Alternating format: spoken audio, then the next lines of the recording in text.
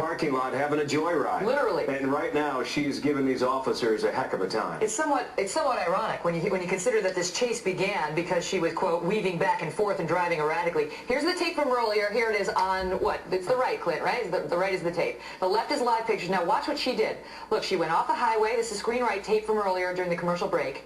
Here she goes on the divider. Look at this. Now she circles back around, and watch closely here. The police are in pursuit, and watch what she does. Threads the needle. Exactly. And the police are everywhere. And now it looks like even there's some pedestrians there, or lay people. And there could be officers still coming from the left that she spots. Almost gets to the underpass. To go back around again. Exactly. Decides not to. Circles back. And again, she goes off the road. Watch it. We watched this during the commercial break, and we were floored. Everybody. You know, sometimes I don't think any of these chases are ever the same.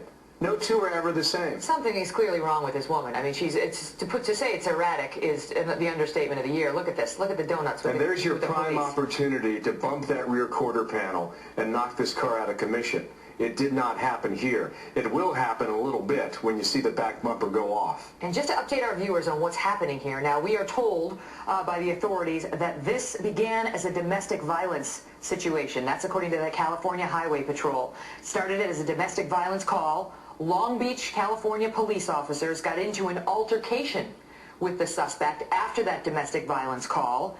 And they say the driver of this car is a woman, as we just saw for ourselves when she got out of the car moments ago.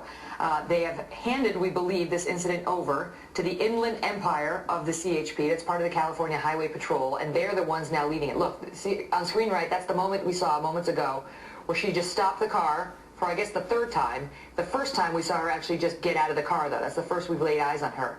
California Highway Patrol performing the pit maneuver. And that was their best shot right there. Got the back bumper off. Already there's been damage to the front end, but this woman cannot be stopped so far, Bill, in doing speeds in this chase over 100 miles per hour. She's not going to go easily, is she? Mark Furman's on the phone, former LAPD. Mark, good morning to you.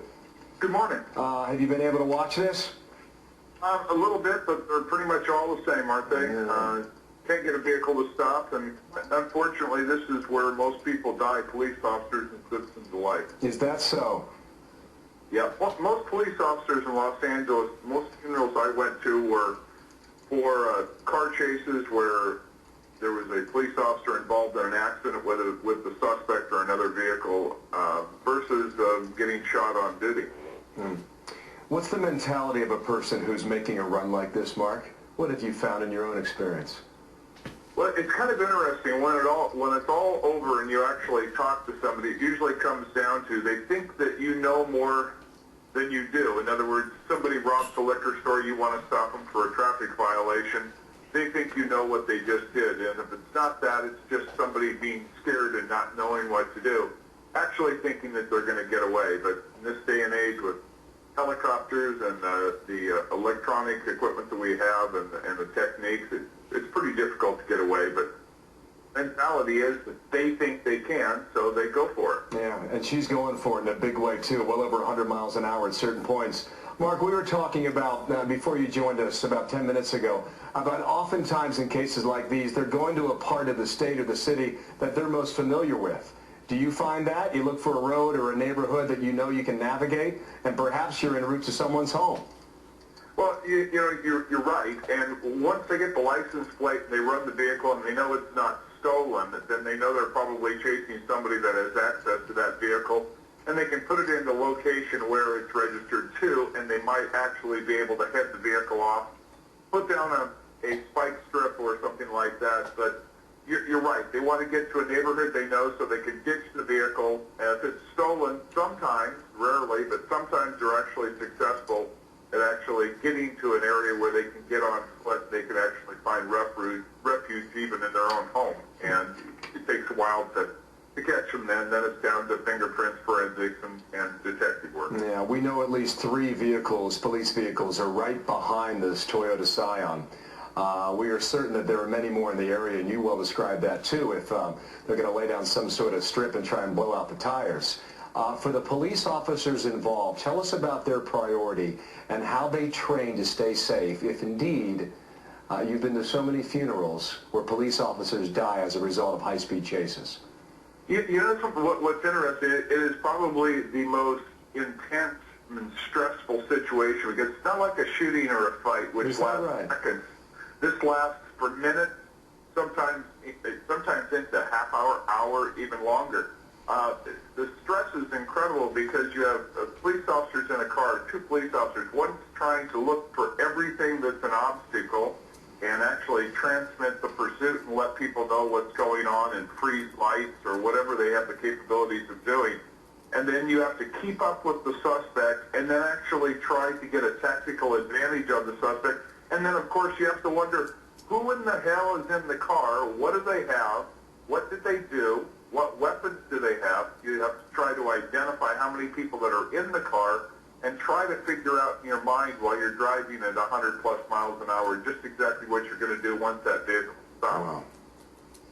Mark, Megan Kelly here. Let me ask you this. How unusual is it to see a female driver engaged in these high-speed pursuits? You know, it's not very unusual, but it's unusual when they go long distances at high speeds. I mean, I was not a traffic cop, but we get involved in these, and then a lot of times California Highway Patrol would take over when it crosses jurisdictional lines.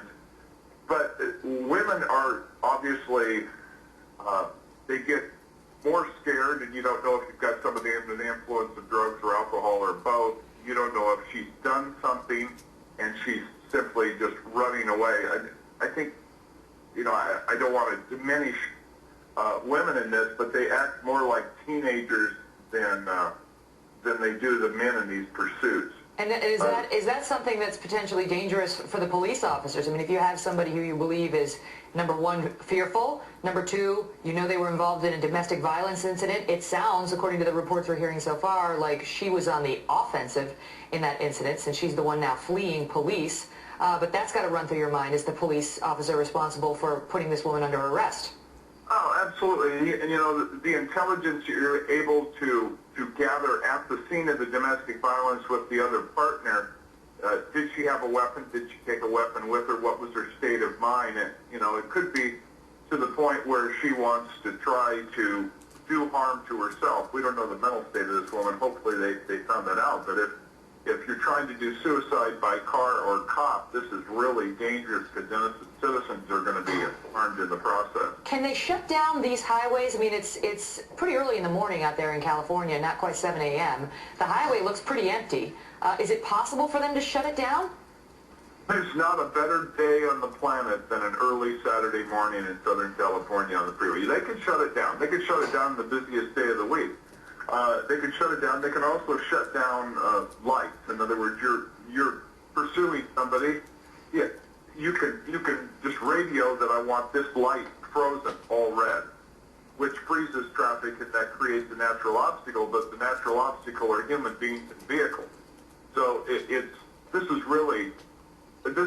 a situation that I hated. I hated pursuits because it's just not going to go well. Yeah, and here she is slowing down again, as it appears on, here we go, you can see it. What are we seeing, Clint? What's live? Left? Yeah, live is left, okay, right is tape and from right earlier. is the tape from earlier when Go she ahead. got out. Take the live picture full for a moment so we can show our viewers here, because